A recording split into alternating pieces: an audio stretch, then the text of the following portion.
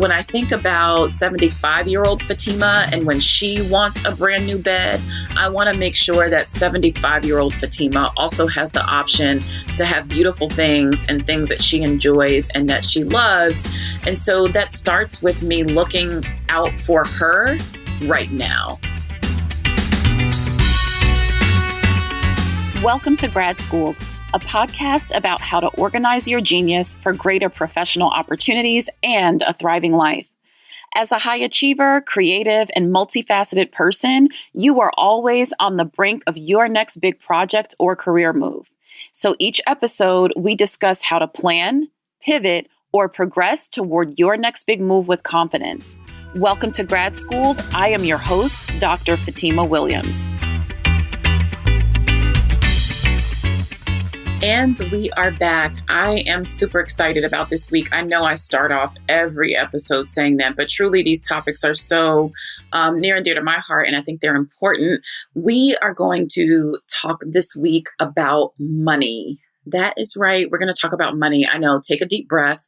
I will talk about specific aspects of money. So I particularly want to talk about how to match your financial planning with your goals and also with your particular job type. So by this, I just mean like whether you are self-employed or you're an employee, meaning you receive a W-2, there's different things that you want to be considering when you are thinking about your financial plans, like what you do with your money today and what you do with your money for tomorrow.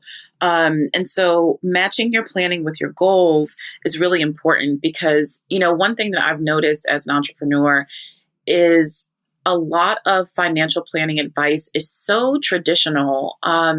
It's so traditional. It doesn't really take into account very often, like how to plan for uncertainty, how to plan when you have maybe job loss, or how to plan when you are an entrepreneur. And even when you don't have a lot of money, or if you don't have a lot of money, you still want some kind of guidance around what to do with it so that you can continue to do well with what you have as you continue to grow your revenue. And so I will just start this episode by also saying I did not grow up with strong financial literacy. In my household, that just wasn't something that we did a lot of. We didn't really talk a lot about money. If we did, it was about what we didn't have, what was needed at the time, how to pay bills and get things met at the time. And so I didn't have a lot of strong foundation in financial planning. And I don't know that I would say I have a super strong foundation now, but I certainly have done a lot to really grow my awareness, my literacy, and also like actual steps to wealth building. And so I'm a natural saver, but even with that, it doesn't matter if you are a natural saver. If you don't have a proper mindset for how to think about money, you can be a saver and have saved a great amount of money, but still feel like you don't have much and still feel like you're not doing well or like you're not meeting your goals. And also you can just not know what to do with it once you have it. So I just want to set that stage to say, I'm going to be sharing with you some things that I have done over the past few years. I'm really prompted by being an entrepreneur. So moving from having a full-time job where certain things were done for me, like insurances and disability insurance, health insurance, even, 401k, that's, financial planning and where your employer puts money aside for you as you've opted into it, and to match your contributions. And so I'll talk a little bit about both, kind of the comparison between these two things. But really, my through line here and my goal here is to help us be more intentional. To help us be more intentional with our money. Maybe this topic is coming up for me right now because there are a few things that I've done differently with the start, kind of, I guess maybe around like April or so. when the pandemic was really just gearing up and ramping up, and people were trying to figure out, what does this mean for me? What does this mean for my future? And so there were some goals, financial goals that I'd had on the back burner that I really need to pull off and just put some attention to them. And then also maybe it's because I also had a birthday, not quite a milestone birthday, but turned 39 recently. And as I look forward to 40 and 50, there were some things I really needed to do with the investing that I was doing to just, be more in alignment with what my goals are. And probably the third thing is, with the pandemic, my spending has slowed down. Not that I'm a huge spender to begin with, but some things had slowed down just because I wasn't out and about as much. So money that I might normally spend on work-related travel or even personal travel, money I would spend on eating out, even personal grooming like hair and nails and all these things that, as women we do, and that we just don't even, I think about it because it's a budget item for me, but we may not think about it when we see other people kind of walking down the street like, oh, this great presentation that you see is the result of someone putting in time and effort and money into making this happen. Well, when you're in a pandemic and you're primarily at home, and also when for quite a while, salons, nail salons, hair salons, and all that stuff were closed, there was no reason for me to spend money on that. I could do, kind of grooming on my own at home. And so with that slowing down, it gave me a chance to kind of look at how I was spending my money. And I realized that there were some things I was spending money on, not because I really wanted to do these things, but because they were filling some other need for me. So for example, like my food budget, not my groceries, but the eating out might be more expensive than what I really wanted to spend, but it was also entertainment and like social time and gave me the opportunity to be out with others and spend time with friends. And so I've been able to just kind of rethink some things based on just slowing down. So here's some things that I've done during the pandemic. One, I have ramped up a little bit more in my contributions to my IRA. So I invest in an IRA primarily, a SEP IRA. That's particularly for me because I'm self-employed, but there's other kinds of vehicles that you can invest in. But that's one thing that I wanted to do was I'm not spending as much. I could be saving more, investing more. So let me do that.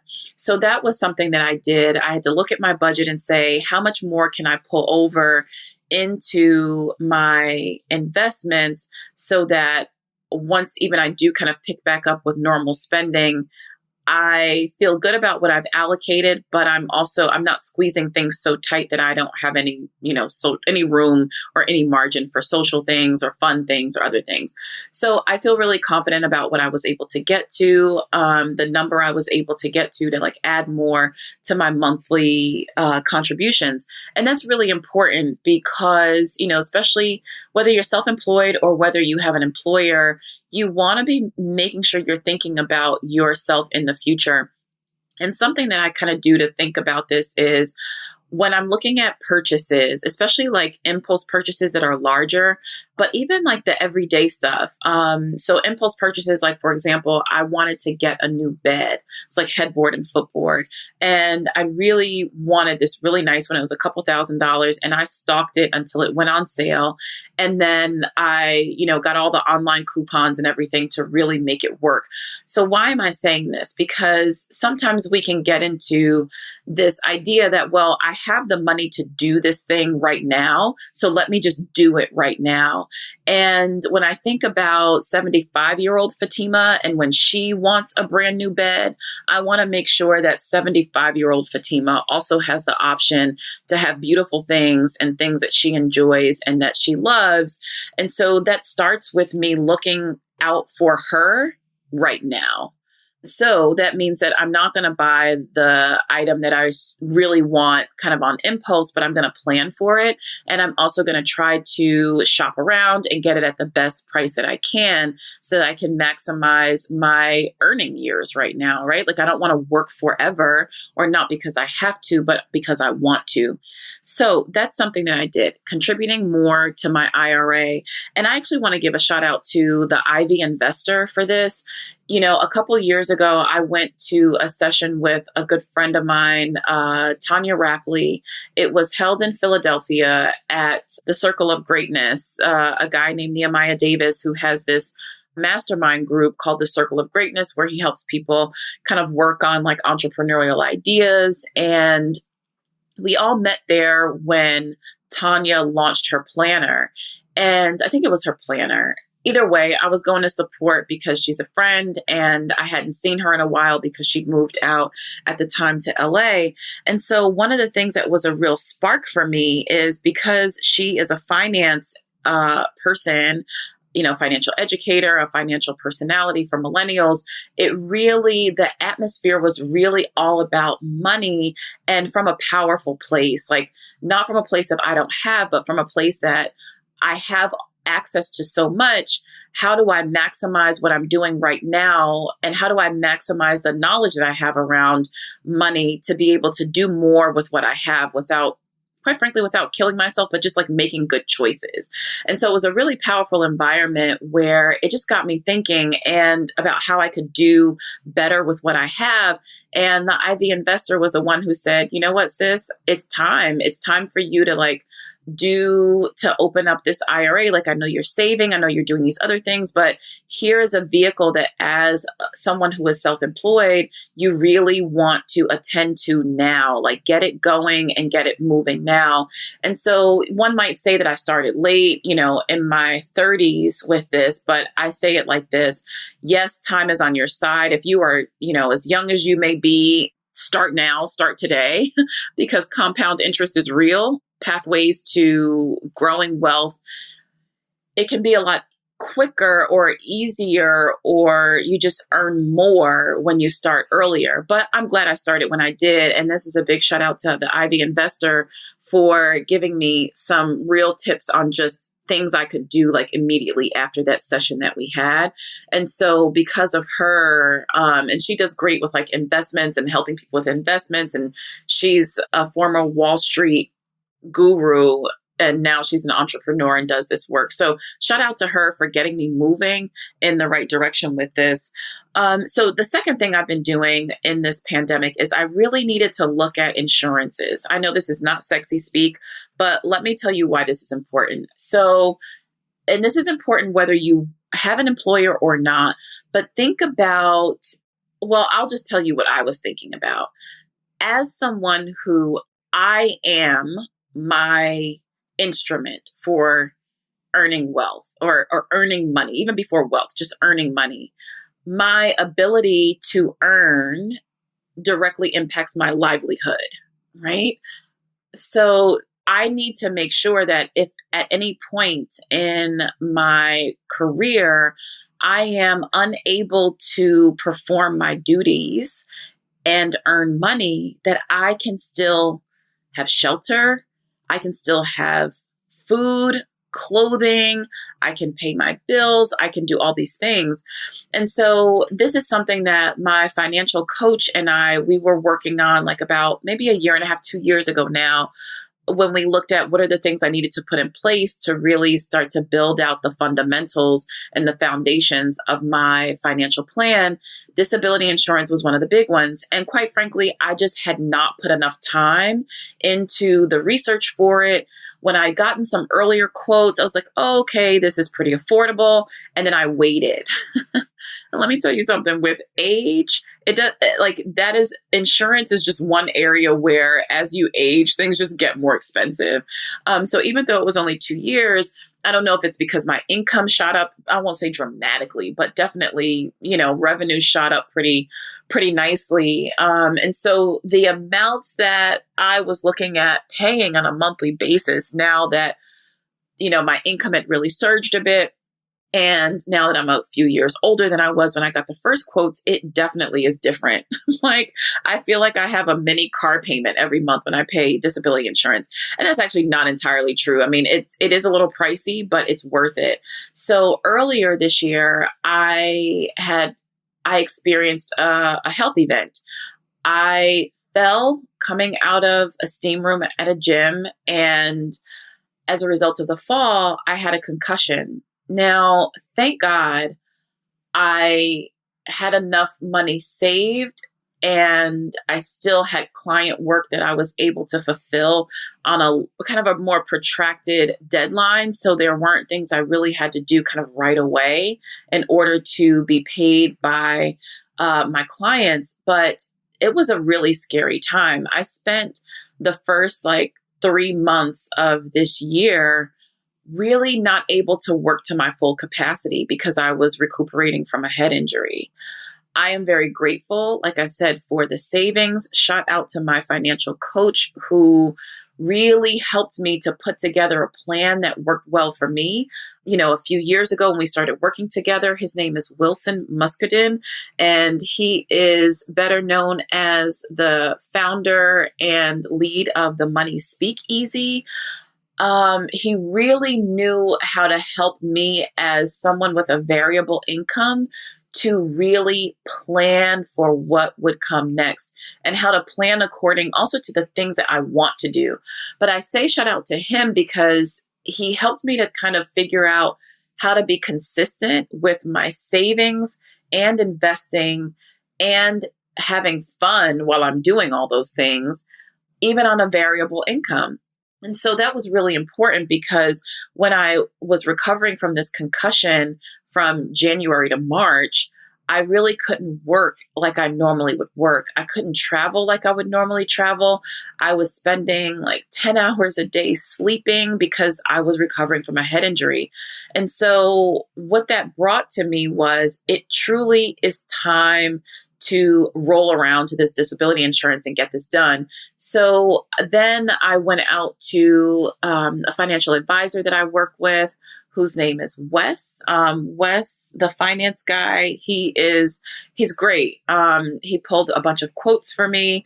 We really worked on, how do I, on a limited budget, and I won't say limited as if there's no money to do this, but I certainly felt like I didn't want to put all of my money into insurance when I really need to be looking at investing in other things. So he really helped me to figure out how to cover my bases with disability insurance in a way that would, again, I'm always thinking about 75-year-old Fatimah. If in this time while I'm in my income earning years, I need to tap into it, that I can still live well, live comfortably, and not worry. And I should say, a bit of a pause here. These are things that when I was working a 9 to 5 and had an employer, I just didn't actively think about in these same ways. I wasn't as intentional and I wasn't as aware. And maybe some of that is because I had a full-time employer and some of these things were put aside for me already. And maybe it was also because at the time I was married and had a second income that was a bit of a cushion as well. And I think some of it too is because when you're in a 9 to 5, you kind of get used to an every 2 week or bi-monthly paycheck kind of mentality that money is always coming and you know pretty much how much it's going to be because you know what your salary is. And so for me, there was something about when I started years ago having a side hustle. And then after that, entrepreneurship, it gave me a different relationship with money. Because there's one thing when you see, a paycheck come through, okay, every 2 weeks, $3,000 or whatever your salary is. And when maybe as an entrepreneur, or if you're just getting started with freelancing or side hustling, and you see a check come through for $5,000, it's a different relationship to money. Or you see your first check come through for $500. I mean, I remember my first speaking gig. I think I got paid $500 for it. And that was the first time I'd ever earned money on my own. So on my own as in I sought it out, I negotiated it, I put a rate to it, and someone wrote me a check for it. And it was extra. It was surplus outside of my regular 9 to 5 income. And there was just something really powerful about that. Something I was like, wow, I have the ability to create wealth. I have the ability to create money and I have the ability to create wealth. And so it can be very empowering. And at the same time, I also, as I transitioned from it being a side hustle to being full time, I had to understand the responsibilities that come along with that, taxes and investing into the business, right? Because that $500, maybe at that time, maybe it was mostly for me because I just needed to pay taxes on it and the rest was just for me. I wasn't building a business. I was just kind of side hustling. But as I started to become a full-time entrepreneur, I had to think differently about my money. And so here with this conversation, I just want you to start to think more intentionally about what you do with your money right now. I had a conversation recently with a friend who, when she and I first met, she was full-time in a 9-to-5, had a pretty high salary. And she was telling me, she's like, yeah, now I'm in this entrepreneurship game and I just use money differently. She's like, I use money differently. She's like, I would go to brunch and spend like $200 on brunch. Ma'am, $200 on brunch? There is no way. I'm like, what compounding interest can do with $200? Like what $200 can become in a year from now? Or do you know, like I can hire help to take off of my plate a function that I don't want to do, like social media or, social media planning or my posting for me or a virtual assistant. Now, you're not going to get $200 a month for a virtual assistant, but if $200 for brunch, I'm just like, there's so much I can do with $200. And so we all, though, had this kind of transition to where we started thinking about money differently. And so it's really important because I just want to make sure, like for myself, that 75-year-old Fatimah and 85-year-old Fatimah is healthy and has options and can enjoy herself and her life. I want the same for you. And I think that starts with intentionality. Hey there, just a quick reminder to get your free planning toolkit. These are my 5 favorite pages of the Professional Pathways Planner, which I designed to help you jumpstart any big project. Listen, I know that as a creative, a high achiever, someone who's got a lot of great ideas, sometimes we need to get clear on our idea, then identify the steps to execute on that big idea or big project. And of course, along the way, not forget or skip key tasks or even those hidden tasks. When you sit down and you say, all right, I'm going to work on this chapter, or I am going to outline this piece of artwork or set up this interview. But then you forget all of those hidden tasks that it takes to get it done. So that's why I developed the planning toolkit as a part of the Professional Pathways Planner, and I'm offering it free to you. My planning community members use this tool religiously, and I use it religiously to get big things done. So I know that you're busy, you don't have a lot of time or energy to waste. Your genius must get out into the world. So go ahead to bit.ly/planning toolkit to get your planning toolkit today. So I want to tell you a couple things that I have done over the few years and a few resources that I've used to really build first my financial literacy. Again, I came from a household where I just didn't get a lot of training in this. And so I had to self-teach. And you may be similar, or perhaps the things that you have learned that may very well be great for your parents or for your grandparents. We're in a new day, a new economy. So some of the things that I started doing was I would put on my calendar once a week. I put a time slot on there where I put listen to financial podcast, and I would take 30 minutes in that week to listen to a financial podcast.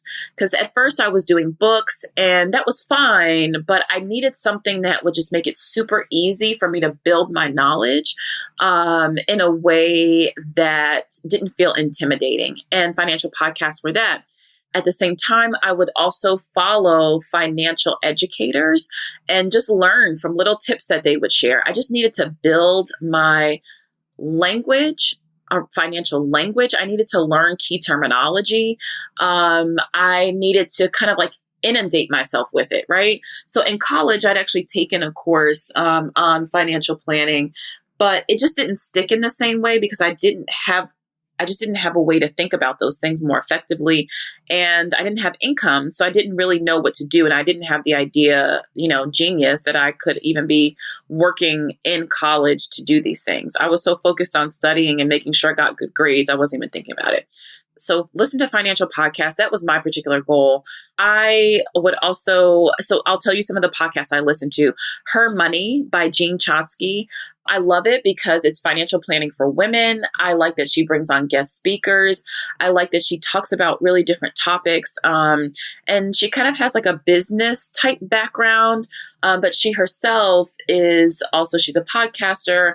I think she just has like formal connections to like Wall Street Journal, Fidelity. And so I could get a little bit of that like more formalized, institutional kind of information about money from her, and from her podcast. Also, one of my favorites is Money Girl podcast. I like Money Girl because she's very informative. She is truly a financial educator and she takes on all the topics, even things like how to plan, or help your parents to plan, or how to have conversations with your parents about their end of life planning or their, kind of older age planning, so that you can better understand what their goals are, what they have done, and what kinds of things you need to be prepared to do based on what your parents are or are not doing. Talking about trusts and wills and all the things in between, home buying. But I really like that she's really clear and she breaks down what can be confusing terminology, that in the financial world has just become really staple to how people in the financial world talk about money. She really breaks that down. Another one of my resources, I really love My Fab Finance with Tanya Rapley. I like following My Fab Finance on social media for tidbits. And Tanya has great classes that are really affordable. Also, Clever Girl Finance. I follow her on social media as well because I just really like the clarity and brevity that she has on her social media channels to really get me tidbits. So again, I did a lot of like following financial planners because I wanted to, just like I'm scrolling through and learning about culture and art and all these other things, I really wanted to like trick myself into learning more about money. Another one of my favorites is Tiffany, the Budgetnista Alice. Super successful with her Live Richer Challenge and her Dream Catchers group. She has literally helped millions of women around the world to improve their finances. Tiffany, for me, is a little bit more on the frugal side than what my personal leanings are toward money. But I still enjoy hearing her voice and I enjoy hearing her take on things. And then one of my favorites, a book that I really enjoyed, Real Money Answers for Every Woman, Patrice Washington. She is a friend and a mentor, and I just love how she approaches money, and she approaches money and thinking about wealth as holistic. So wealth as in not just the money that you earn and you keep, but also all these other things like your fitness, whether that's physical fitness, emotional fitness, your money, your relationships, your career and your work. And so I like that she defines wealth holistically because truly it's when all of these things are working together that you get to really experience the joy of what you have, whether you have a little, whether you have a lot. I have learned how even when I am in a season of being like more lean with my money, as in I'm not just spending as much, I'm really lean and intentional. I still know how to enjoy myself and how to do things that I love, even when I'm, intentionally pulling back a little bit. So these are some of the things that I have been doing as our global economy is shifting, as the pandemic is happening. And I wanted to share this with you because I think whether you are working with an employer or for an employer, or whether you're working for yourself, I just want to make sure that we are not caught off guard, that our 75-year-old selves, our 85-year-old selves can enjoy herself or himself just as much as the you that is today, right? So the you that maybe is spending a little bit more on fun things, on vacations, on trips, and all these things, that you consider your older self, that she or he can also enjoy these amazing things when you are older, and that you also create legacy for those who are coming behind you, whether that's your children, whether it's nieces and nephews, or whether it is just people or causes that you want to impact and that you want to have some kind of some impact and legacy on, that you're able to do that and think about those things now. I will tell you, I am probably enjoying things now more than I was before when I had my job and had this kind of regular income, because this intentionality has not only given me the finances to pay a hefty insurance, health insurance and hefty disability insurance. I mean, I thank God I can pay it. But it's also giving me the money to have experiences like last year when I wanted to do this group trip to Cuba. I didn't have a problem writing the check, or, we're not writing checks anymore really, but doing that PayPal deposit for the group that I was in to be able to go to Cuba. Or last week when impromptu, I was like, I want to go jet skiing. I could pay the couple $100s and take the time to enjoy myself and go jet skiing because I was intentional. So I wasn't sitting around saying, oh my gosh, well, I spent this money on a brunch that I didn't really care a whole lot about. But instead, I spent it in an experience that was amazing for me.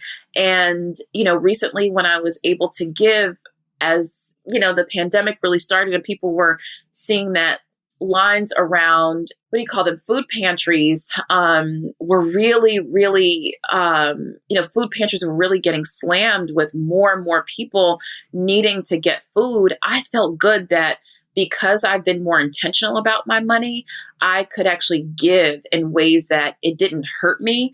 I didn't feel it. It didn't take anything away from me, but instead I was able to share of what I have because I'm planning, because I'm intentional. So I wish that same intentionality upon you and that same financial freedom. For me, financial freedom is the goal. As an entrepreneur, I'm really kind of on the side of already having time freedom. Now I'm trying to get my financial freedom to match that time freedom.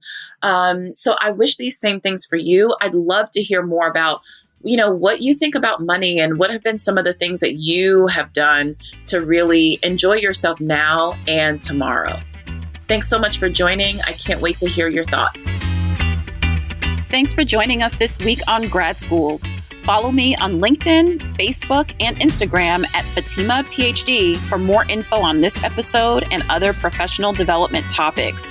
As always, subscribe to the show and leave us a review so we can continue to bring you the topics you want most. See you next episode.